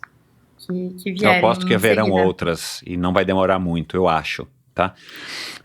Mas é só um sentimento aqui meu. Agora, pra gente acabar, que o tempo aqui já tá estourado, você disse no teu Instagram, respondendo aí umas perguntas dos seus seguidores, Tamara, que a coragem guardada não serve pra nada e que você também ficou contente com o seu medo, alguma coisa nesse sentido, que você tem uma relação legal com o medo durante a viagem, que alguém perguntou se você não teve medo, E você falou que é legal ter o medo, porque o medo te mantém alerta. E muitas pessoas que vivem esportes radicais e situações extremas falam muito dessa relação próxima com o medo, né?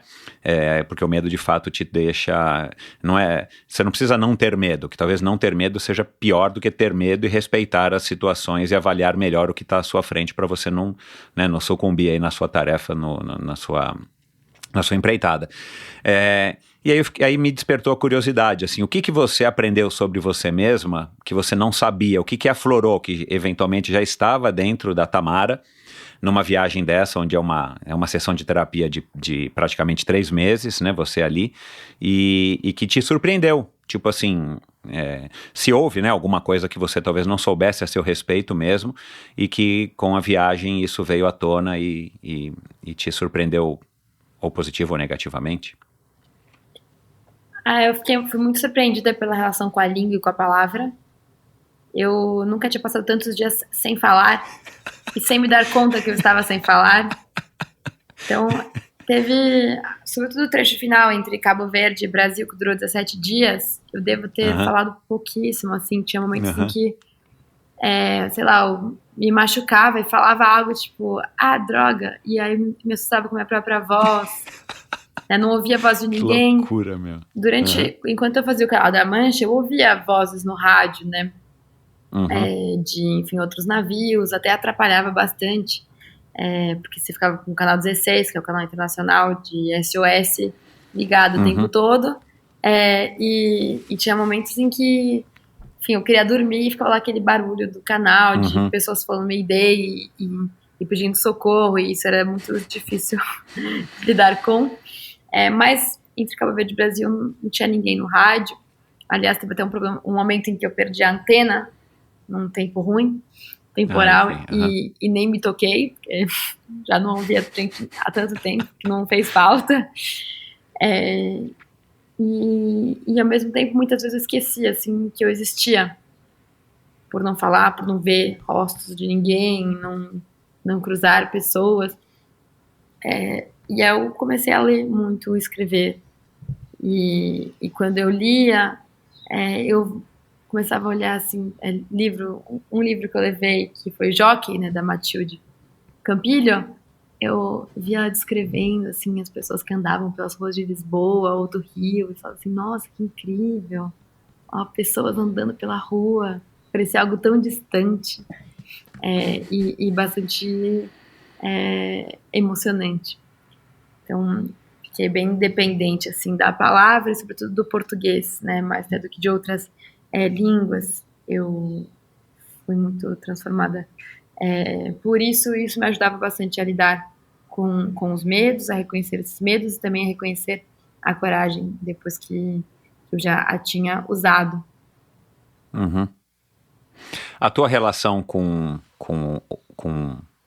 o ato de velejar, com o mar, mudou depois da viagem, ou por conta de todo o teu histórico familiar e de vida, você já, enfim, já tinha essa relação que você tem ainda hoje com o mar, ou mudou alguma coisa? Mudou completamente, no sentido de que ficou claro que eu era capaz, assim, de mais longe do que eu pensava, né, porque até então, até ter completado a viagem, não podia dizer que era possível, mais uma vez que... E essa é a vantagem, assim, do esporte, né? O esporte, ele nos obriga a sair o tempo todo da nossa zona de conforto. A fazer gestos que não são naturais, que não fazem parte do dia a dia, a poder comparar esses gestos, nossos gestos de um dia com o dia de outro, a ir sempre além, né? Ele nos motiva a ir além dos limites que a gente acha ter ou não ter. E esportes onde você se desloca, cartograficamente, geograficamente, como a bike, como a corrida, como a natação, muitas vezes, como o remo, são esportes que te forçam a se dar conta de que a gente pode ir longe, né, em muitos sentidos. Então mudou muito, né? E acho que isso vai só desperta assim a vontade para continuar navegando. Você teve dificuldade, né, assim, para comprar o Sardinha, né, dependeu do Henrique e tudo mais, né, e o Sardinha você comprou dentro de um orçamento que você achava que dava certo e tudo mais, e você já falou dessa tua maquete aí, dessa tua intenção anterior de estar construindo um barco e tudo mais. Você pretende vender o Sardinha e juntar dinheiro para comprar um barco melhor e depois um barco melhor, até eventualmente chegar nesse barco aí que eventualmente pode ser projetado por você? E quanto que vale o Sardinha hoje para você? A Sardinha tem um valor que é muito bom, é muito mais imaterial do que financeiro. Ela foi muito importante para mim. Eu gostaria que ela continuasse navegando comigo com outras pessoas. Não gostaria que ela ficasse parada nem virasse peça de museu. Uhum. E, enfim, estou planejando as próximas viagens, mas não sei ainda qual é o passo, né? Por enquanto estou menos apegada ao que, ao como, do que ao porquê. Bacana. Se a gente conseguisse... A sua avó, Dona Ana, tá aí? Não, infelizmente. Ela deve estar na feira, comprando frutas e legumes. Queria perguntar para ela como é que ela... qual é a definição dela, da Tamara? O que ela diria se a gente pudesse perguntar agora para ela? Dona Ana, quem é a Tamara? O que ela diria? Não sei ainda, acho que a gente precisaria perguntar para ela diretamente, não consigo nem imaginar. Mas ela te chamar de velejadora, de escritora, ela ia te chamar de velejadora, de escritora, de poetisa, de youtuber? Eu acho que minha avó diria que eu sou talvez uma boa neta, talvez. Viaja talvez um pouco demais. Mas acho que pra família não muda, assim, quem a gente é, né?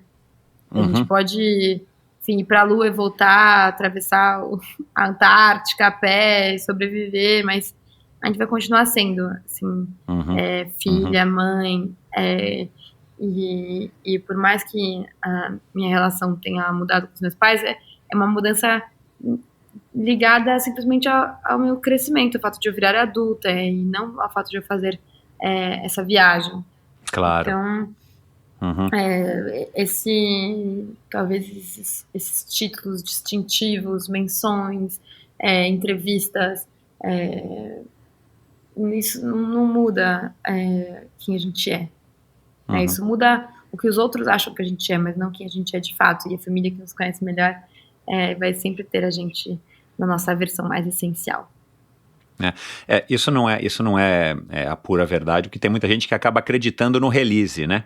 Tem muita gente que acaba acreditando naquilo que a Fernanda me mandou, né? Aí você lê aquilo, aí você começa a achar que você é aquilo e sobe realmente num salto alto, sobe num pedestal, e aí acha que tá todo mundo inferior a ela, né? É legal que você tenha essa consciência. No esporte, eu acho que isso não pode acontecer.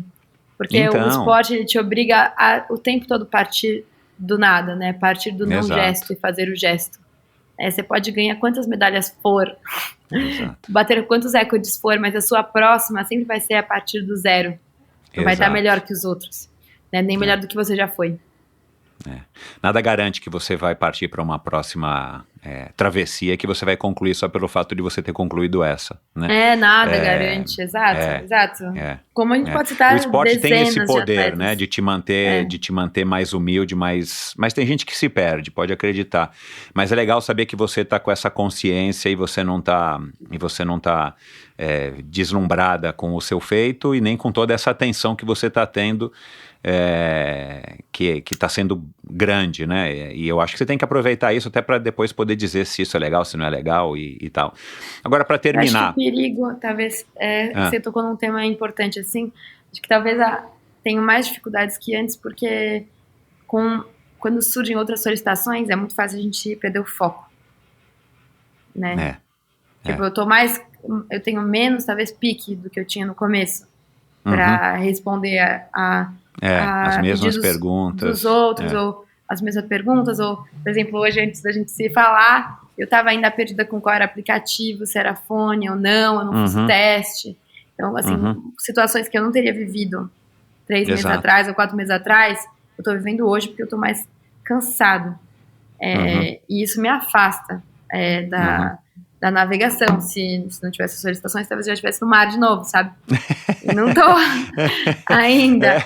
Mas pô, põe a sardinha na água, cara, e vai pra algum lugar aí escondido, meu. Desliga o GPS e vai embora, meu. E aí isso é um pouco típico do nosso mundo de hoje, assim. Talvez os desafios comecem a ficar um pouco maiores porque você tem mais solicitações, assim, a atender ou é mais tentador. Tem mais tentações, assim. Mas, fora isso, na quadra o jogo sempre começa em 0-0. Isso aí.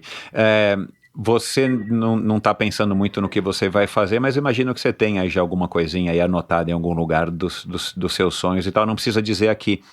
Mas na tua cabeça, isso que você fez, ou que você viveu até agora, não vai ser nada na hora que a gente for analisar o conjunto da tua obra, daqui a 40 anos, por exemplo.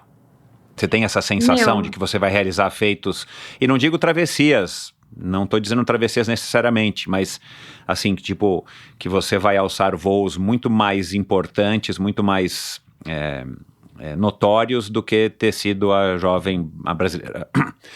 brasileira mais jovem a ter atravessado o Atlântico, por exemplo.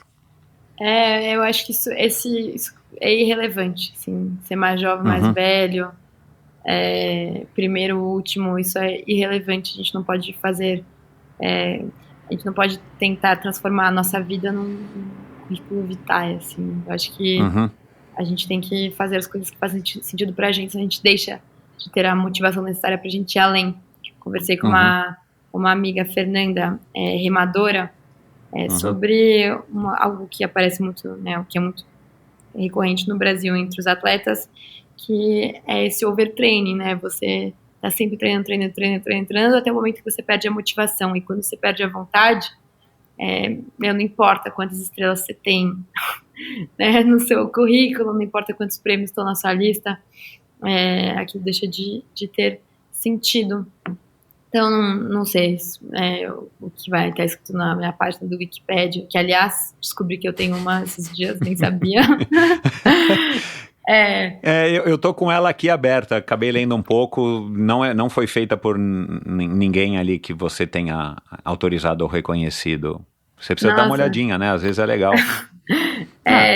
Não sei o que vai estar escrito nessa página daqui a 20 anos sem desistir da Wikipedia, mas sei que o mundo muda tanto e o jogo, ele muda tanto, a meteorologia muda tanto, a gente está em momentos tão transitórios e onde tantas certezas são temporárias ou desaparecem, que a gente tem que continuar sendo movido pela nossa motivação, pelos nossos valores, pelo que a gente acredita. E eu não acredito em conjunto da obra. Eu não acredito que essa tem que ser a minha ambição. Porque se a minha ambição fosse ser a primeira ou a última, eu não teria feito essa viagem. Não teria partido com um barco que já estava há 38 anos parado, que não era o melhor barco do mundo, que não tinha nada de inovador, não teria ido para a Noruega com o convite de um estranho, não teria ido para a França sem saber falar francês, não teria deixado para trás uma faculdade para a qual eu me dediquei tantos anos só para poder entrar, né, só para poder passar nesse vestibular, não teria escrito poesia, que eu sei que é algo que é, enfim, um pouco comercial, frente a outros livros, não teria feito tantas coisas. Então, não acredito em CV, em conjunto da obra, em prêmios e recordes e olhar do outro como motivação. E para o Mário isso não vai importar. Não vai importar quem eu sou, quem eu fui, quem eu serei. O Mário ele é indiferente e sempre será indiferente a minha passagem, a passagem de outras pessoas. E como eu escolhi o mar, exato. dei esse azar. Se tivesse sido modelo, talvez importasse, mas dei esse azar, essa sorte de sempre ter que partir de nada e partir da minha irrelevância para poder fazer meu traçado em cima da superfície do planeta. Legal demais. Para terminar, vou ter que deixar a pergunta de modelo, de modelo fashion, de dicas de beleza para enfrentar aí o cuidados da pele, né? Para enfrentar aí tantos dias de sol e vento e água salgada. Vamos ter que deixar isso para depois. Para terminar, se você pudesse passar uma mensagem, se de repente amanhã ou daqui a pouco você abrisse o teu Instagram ou o teu YouTube, tivesse 7 bilhões de assinantes, e você tivesse um post para fazer, que mensagem que você passaria? Você tem uma oportunidade só de dizer algo para 7 bilhões de pessoas, no alto da insignificância que você acabou de dizer que você tem perante o oceano e o planeta.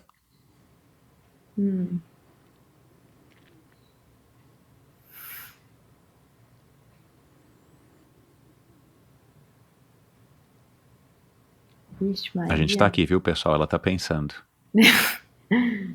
Puxa vida. Então vamos falar, qual é o tipo de creme ou de babyliss que você fazia no cabelo para manter sempre aquele visual legal que você tava nos teus vídeos durante a travessia? Nossa, que pergunta difícil. Agora eu não vou poder falar mais nada. Não sei se seria a melhor se eu seria a melhor pessoa para falar o que quer que fosse pro mundo inteiro. Não é a melhor, é a Tamara, assim, se você tivesse esse poder mágico de fazer um post, vamos reduzir aqui as possibilidades para ficar mais fácil. Mas uma imagem. Na urgência, no momento que a gente está vivendo, acho que a gente tem que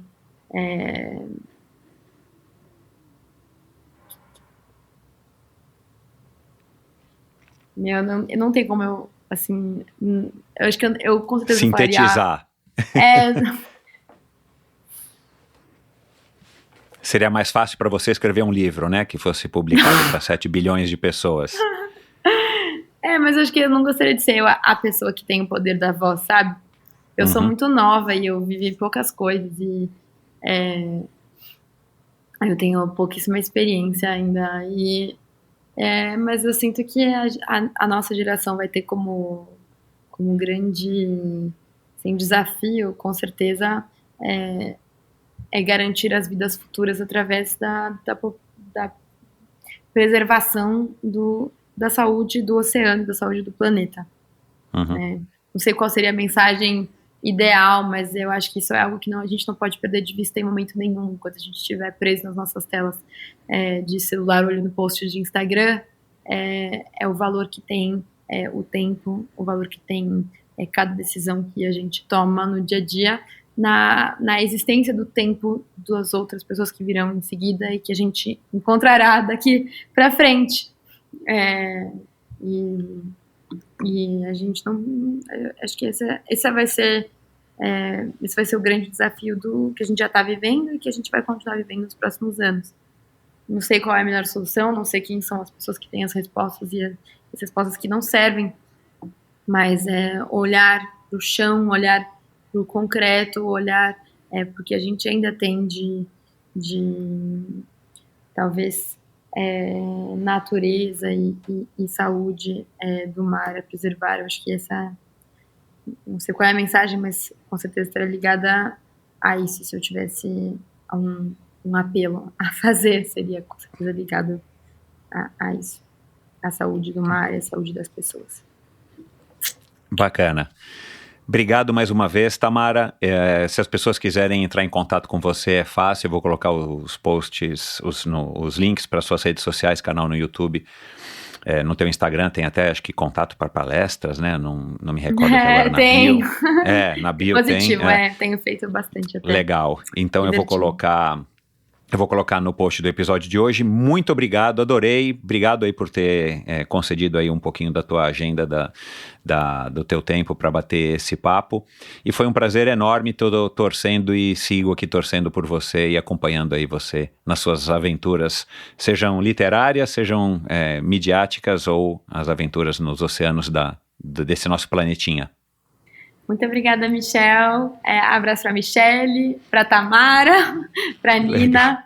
Até as próximas e obrigada a todos os nossos ouvintes que acompanham essa conversa. Legal. Obrigado, Tamara. Um beijo. Um beijo. E é isso, espero que vocês tenham curtido esse bate-papo com a Tamara Klink. E que mulher fantástica, né? A maneira como ela se enxerga, como ela enxerga o mundo, como ela dialoga com o mundo através dessa eloquência que ela tem aí com as palavras, é fantástico. E espero que vocês tenham curtido. Deem um alô para Tamara nas redes sociais dela. A pauta era tão longa, ficaram tantos assuntos de fora, mas eu acho até que ela deve já ter ouvido falar ou deve ter cruzado com a Rosita Belink lá na Antártida. A Rosita Belink já esteve aqui, ela que fez parte aí do Programa Antártico Brasileiro, uma amiga minha que fotografa, que é educadora ambiental, enfim, já passou por aqui. Então, se você curte assuntos correlatos, ouça a Rosita Belink ou o Zé Pupo, que esteve aqui faz bem pouco tempo, que também é um remador e tem uma relação muito bacana aí com a natureza, uma conversa bem legal, ou com a própria Areta Duarte, que fez um feito incrível, você já deve estar sabendo dessa altura. Ela também teve grande repercussão, escalou o Everest, a primeira negra sul-americana a ter conquistado o topo do mundo. E, né, já que a Tamara falou sobre o Canal da Mancha, onde enroscou o hélice do barco dela numas redes de pesca, em uma rede de pesca. Eu já gravei aqui com inúmeras pessoas que atravessaram o Canal da Mancha a nado, inclusive a jovem Mariana Vai a Mancha, Mariana Chevalier, que foi a brasileira mais jovem a ter cruzado o Canal da Mancha com 16 anos, isso em 2020, acho que 2020. Enfim, você ouve esse e todos os episódios do Endorfina Podcast lá no meu site, no endorfinabr.com. Lá também você tem acesso ao meu canal no YouTube, ao meu canal no Instagram, ao meu perfil no Instagram. Lá você pode assinar a newsletter semanal do Endorfina, que aliás eu recomendo, né, modéstia à parte, é bem legal, uma curadoria aí que eu faço, que eu acho que são assuntos interessantes para que você possa se inteirar aí sobre algumas coisas que eu acho que tem a ver com o mundo do Endorfina. E lá também você pode assinar, lá também no endorfinabr.com, meu site, você pode contribuir financeiramente com esse projeto. A partir de R$20 por mês você vai estar ajudando e muito eu estar mantendo esse canal e, claro, tá buscando cada vez mais convidados do naipe, por exemplo, da Tamara Klink e de todos os outros convidados que já passaram por aqui, só pessoas incríveis com histórias fantásticas. E é isso, não se esqueçam de assinar e de seguir o Endorfina Podcast na sua plataforma preferida de podcast. Se você ouve o Endorfina na Apple Podcasts, faça lá um review, faça lá um comentário, atribua lá 1, 2, 3, 4, 5 estrelas. Isso não é só legal para mim, que eu adoro ler e interagir e conhecer um pouquinho mais quem tá aí do outro lado ouvindo, mas ajuda também outros ouvintes, outras pessoas curiosas a estarem descobrindo o Endorfina. Então, você me ajuda muito também fazendo isso. E não se esqueça então também de assinar e seguir o Endorfina, não importa o agregador de podcast que você usa. Assim, toda vez que sair um novo episódio, normalmente às quintas-feiras, ou sem exceção toda quinta-feira e eventualmente algumas outras datas, você vai receber o episódio aí no seu, no seu tablet, ou no seu computador, ou no seu iPhone, no seu smartphone. E você pode curtir as histórias do Endorfina. Enfim, muito obrigado então pela sua audiência. Até o próximo episódio do Endorfina, com um convidado incrível, uma história fantástica, e você não perde por esperar. Valeu! Nesses anos todos aqui à frente do Endorfina Podcast, eu tive o prazer e continuo tendo de conhecer diversas pessoas com histórias inspiradoras que realizaram feitos incríveis e que estão tentando, à sua maneira, impactar e mudar e fazer a diferença no mundo em que vivemos. O André Koch é um deles. Se você não ouviu o episódio com o André, dá uma olhadinha, procura André Koch, K-O-K, e você vai conhecer um pouquinho a história por trás desse cara que é um empreendedor e um cara que, durante um desafio pessoal, conseguiu viabilizar e criar uma ideia que está mudando a maneira como a gente impacta a vida das pessoas, que é o Quilômetro Solidário. O André criou uma iniciativa onde é possível doar os quilômetros dos seus treinos e competições. Através do aplicativo Quilômetro Solidário, você pode doar os quilômetros da sua corrida, caminhada, pedalada, natação, ajudando a impactar e transformar a vida de milhares de pessoas. Você baixa gratuitamente o aplicativo, realiza sua atividade física e escolhe uma das 14 instituições para doar os seus quilômetros. Além de doar os quilômetros, você também pode contribuir fazendo uma doação financeira através do site kmsolidario.com.br. Siga @kmsolidárioapp no Instagram. Quilômetro Solidário, uma forma inovadora de combater o sedentarismo e ajudar a quem mais precisa. Você conhece a Bovem? Há mais de uma década, a Bovem gerencia projetos e negocia a entrada de novos clientes no mercado livre de energia. Com uma equipe experiente, a Bovem se compromete com os bons resultados, atuando através de escritórios espalhados pelo Brasil. Descubra as vantagens de ser livre e saiba se a sua empresa também pode ingressar neste mercado. Seja livre, fale com a Bovem. Bovem, energia que inspira. Visite bovem.com.br e siga a Bovem no Instagram, no @bovem_energia. Obrigado por ouvir esse episódio do Endorfina. Acesse o endorfinabr.com, vá no post do episódio de hoje para conhecer um pouco mais sobre o meu convidado e alguns assuntos abordados em nossa conversa. Lá você ainda encontra todos os episódios do Endorfina. Siga o Endorfina BR no Instagram e confira imagens inéditas e inusitadas dos meus convidados. Participe enviando comentários e sugestões. Se você curtiu, colabore assinando o Endorfina no seu agregador de podcasts preferido e compartilhando com seus amigos.